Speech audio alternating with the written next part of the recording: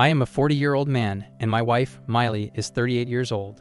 We tied the knot 5 years ago, but our love story began at the wedding of my friend Noah. On that special day, I attended as a groomsman while Miley took part as one of the bridesmaids. It was during the ceremony that Miley's captivating confidence caught my attention, as she gracefully donned a beautiful green maxi dress. As I gazed at her, my attention completely consumed. I clumsily spilled cocktails all over myself. It was a comical moment that caught Miley's eye, and we burst into uncontrollable laughter together. Amidst the laughter, she kindly offered her assistance, helping me clean the mess from my shirt. It was evident to her that I was attracted to her, but my hesitance prevented me from making a move. However, Miley, with her laid-back demeanor and stunning appearance, took the initiative and struck up a conversation with me. Her charm and beauty were simply irresistible. While I had always been skeptical about love at first sight, meeting Miley shattered my doubts. From the moment our eyes met, I knew she was the one for me. As our relationship blossomed after Noah's wedding, Miley extended an invitation for me to meet her parents. It was during this time that our commitment deepened, and we realized we wanted to spend our lives together. However, our journey faced a hurdle when Miley's father expressed his concerns about our relationship. He held a strong desire for his daughter to marry a wealthy businessman, which posed a challenge for our union. During my visit to their home, I was taken aback when Miley's father had the audacity to belittle me, referring to me as an average man. He went on to insult my financial standing, expressing his disapproval of his daughter marrying someone who he deemed to be earning insufficient income. It was a hurtful moment as he compared my modest earnings to Miley's remarkable beauty, likening her to a Hollywood actress. Despite the fact that I held the position of a brand manager at a reputable marketing agency and was earning a respectable income, his shallow and demeaning remarks provoked my outrage. In response, I firmly stood my ground, expressing my disappointment and reminding him that true worth extends far beyond material wealth. Due to the man's overwhelming narcissism, Miley adeptly handled the situation, demonstrating her loyalty by standing by my side and confronting her father. With her unwavering support, Miley chose to leave her parents' house and embark on a new chapter with me.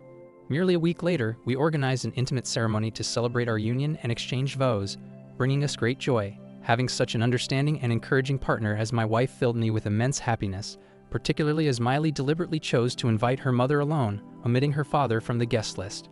Our initial year of marriage overflowed with bliss and contentment. Nevertheless, as our journey progressed, I began to observe certain traits in Miley that mirrored those of her father. Growing up, her parents had showered her with abundant love, leading to a sense of entitlement within her. She frequently insisted on being treated like royalty, expecting unwavering obedience to her desires. Any disagreement I expressed was promptly dismissed as a mere dispute, as she held an expectation for me to comply with her every demand without hesitation or inquiry. During our furniture shopping for our home, I found that Miley had little regard for my opinions. My suggestions were consistently overlooked, and when I expressed my preference for white sofas over the green ones, she blew the situation out of proportion. Her tendency to become upset and throw tantrums over seemingly trivial matters became evident. On one occasion, I mistakenly purchased chocolate ice cream instead of her beloved blueberry flavor, which led Miley to burst into uncontrollable tears. It became apparent that she was unaccustomed to hearing the word no in her life. With no job or career, she dedicated the majority of her time to socializing with friends and indulging in shopping expeditions. I came to the realization that Miley had inherited her father's traits, but I was not prepared to surrender or blindly comply with her demands. I made it clear that as a married couple, I had the right to express my opinions, and I expected her to exhibit maturity if we were to build a successful marriage. I conveyed that without mutual understanding and respect, our marriage would be untenable. Miley was taken aback by my assertion since she had never encountered the word no before. Overwhelmed with emotion, she sobbed and sincerely pledged to modify her behavior. Although it was an unfamiliar experience for her, she was determined to make an earnest effort because she professed a deep love for me. Recognizing that her father bore responsibility for her spoiled demeanor, I chose to grant her an opportunity for growth, driven by my own love for her. Miley began taking gradual steps to demonstrate her commitment to patience and kindness towards me. She secured a part-time job and enrolled in a course, showcasing her willingness to take responsibility and contribute to our lives rather than spending her days socializing with friends. She made the effort to accompany me when we met our mutual friends, Noah and his wife, Emily. While Emily had been Miley's childhood friend, she starkly contrasted with her in terms of personality and demeanor. Miley's childhood friend, Emily, presented herself as a composed, mature, and intelligent woman, providing a stark contrast to Miley's previous behavior. As Noah was my closest friend, we frequently engaged in collaborative efforts, working on various business ideas together. This led to frequent visits between our households. Through our unwavering dedication and hard work, Noah and I successfully launched our product, which translated into substantial financial gains. As a result, we transitioned from residing in cramped apartments to spacious, comfortable houses, marking a significant improvement in our living conditions. Upon hearing about my accomplishments, my father-in-law's perception of me began to soften, prompting him to initiate casual phone conversations. Initially, I harbored reluctance to engage with him, but with encouragement from Emily and Nua, who desired for me to let go of the past and extend forgiveness, I decided to answer his calls. Eventually, I embraced the idea and extended an invitation to my in-laws, welcoming them to our new home.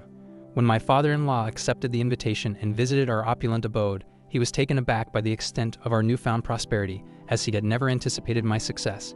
It was his own ill treatment and misbehavior that fueled my desire for wealth, serving as the impetus for me to tirelessly work day and night to achieve my goals. However, he persisted in pressuring both Miley and me to start a family, despite our reservations and personal preferences. Ironically, the man who initially opposed his daughter's union with me now expressed a sudden desire for us to have children. Recognizing his tendency to intrude in our lives, I maintained a reasonable distance from him. However, last year during Christmas, Miley's parents insisted that we host a grand dinner at our home, urging us to include a range of guests. In response, I extended invitations to Nua and his family, as well as my own parents and brothers, fostering an atmosphere of togetherness and celebration. Miley's parents insisted that I extend invitations to their friends and relatives for the Christmas dinner, citing their absence at our wedding as the reason. It became evident that their motivation was not solely to introduce their son-in-law to their acquaintances, but rather to showcase their connections and display our lavish house and wealth.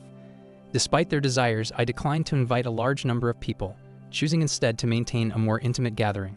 Nonetheless, Miley did invite a select few of her parents' friends and relatives to the dinner. During the Christmas dinner party, my parents and Nua's family arrived dressed in casual, yet appropriate attire for the occasion. However, I was taken aback when Miley's family appeared in overly formal and extravagant attire, as if they were attending a wedding rather than a casual gathering. To my surprise, friends and relatives of my in-laws began to act as if they were in their own home, dancing and utilizing our space without restraint. Miley had chosen to wear a short black dress, and the lively atmosphere had transformed our home into a bustling party scene, resembling more of a bar than a traditional Christmas dinner. This stark contrast to our usual quiet and simple family gatherings left me feeling uneasy. Observing the turn of events, my parents, who preferred a more tranquil atmosphere, made the decision to depart early, sensing that the gathering had evolved into something more akin to a disco than a traditional Christmas celebration. As the evening progressed, my father-in-law busily showcased our house, cars, and various possessions to his friends, while their children joined Miley on the dance floor. Meanwhile, Nua's family and I remained focused on enjoying our dinner and paid little attention to these unfamiliar guests. After our meal, Nua and Emily decided to leave early, having fulfilled their obligations for the evening. Feeling deeply dissatisfied with the party's turn of events, I expressed my frustration to Miley, emphasizing the need to bring the gathering to a close. Understanding my sentiments, Miley reassured me that she would take charge and asked me to retreat upstairs for some rest. Battling a pounding headache and growing anger towards Miley and her parents' eccentric friends, I locked myself in my room and sought solace in sleep. Awakening around 3 a.m. from a disturbing dream, I noticed Miley's absence beside me.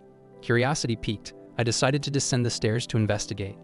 To my astonishment and growing anger, I found the entire house shrouded in darkness, devoid of any illumination. The unsettling revelation awaited me as I discovered the lingering presence of the previous guests, who were now leisurely lounging on the carpets and sofas, seemingly undeterred by the late hour. Furious at this discovery, my frustration mounted further. Unable to locate Miley or her parents in the main living areas, I expanded my search to other rooms within the house. Eventually, I discovered her parents fast asleep in our designated guest room. Growing more concerned, I decided to call Miley's phone in an attempt to determine her whereabouts. As the ringtone echoed from within the house, I realized that the sound was emanating from another guest room. Sensing something amiss, I swiftly disconnected the call and cautiously entered the room to investigate. As I opened the door, a wave of shock washed over me when I found Miley alone in the room with an unfamiliar man engaging in a highly inappropriate situation. Overwhelmed with anger and disbelief, I instinctively reached for my phone, capturing video evidence of the scene before me. In a fit of rage, I confronted Miley, dousing her with water, causing her to be taken aback by my sudden presence as she had assumed I would be asleep and unaware until the morning. I punched the guy and threw him out of my house after yelling and making a scene. When Miley's parents and other guests woke up from my shouting, Miley's father explained that it was all a misunderstanding and that the man was his friend's kid. I told him to shut up. When Miley cried and begged me to give her another chance, I slapped her. However, her father persisted in offering feeble explanations, downplaying the severity of the situation and insinuating that I was overreacting. His entitled demeanor became increasingly apparent now that I had attained wealth, as he seemed appalled at the mere thought of me leaving his daughter. He proposed that, as a family matter, we should address it in the morning, sparing our guests the spectacle of a public confrontation. Reaching my breaking point, I no longer had any concern for the guests or my unfaithful wife. Therefore, I decisively ushered them all out of my house, even though it was the dead of night. Subsequently, I took the necessary steps to end my marriage by mailing divorce papers to Miley. The process of finalizing the divorce took months, during which time Nuha and my other friends stood by me, offering their support. Unfortunately, my greedy father-in-law attempted to manipulate and extort money from me. However, I was fortunate enough to possess irrefutable evidence of his daughter's infidelity, which ultimately worked in my favor. Despite Miley's persistent pleas for another chance, acknowledging her affairs and expressing remorse, I remained resolute in my decision. While she attempted to shift the blame onto her father, assuming that by doing so I would easily forgive her, I recognized that accepting responsibility for her actions was crucial for true growth.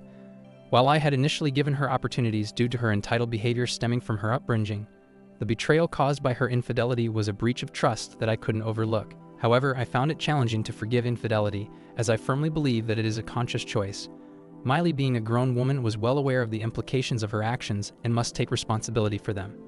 It became evident that Miley's relationship with her parents was strained, largely due to the stark contrast between the affluent lifestyle she had become accustomed to with me and the dynamics of her upbringing. Despite Miley's persistent attempts to contact me, I have firmly decided against any possibility of reconciliation. I have found happiness in my life, having started a relationship with Nuha's sister, and I am genuinely content with the way things are. Now for the top comment. I'm sorry for what you went through. Sometimes being alone is far better than being surrounded by individuals who exhibit greed and entitlement. The presence of such people can be incompatible with one's own values and can disrupt any sense of harmony or coexistence. Thank you all for taking the time to listen to today's story. If you enjoyed listening, please feel free to like and subscribe to help the channel. Also, comment below on what you think about the story. Take care.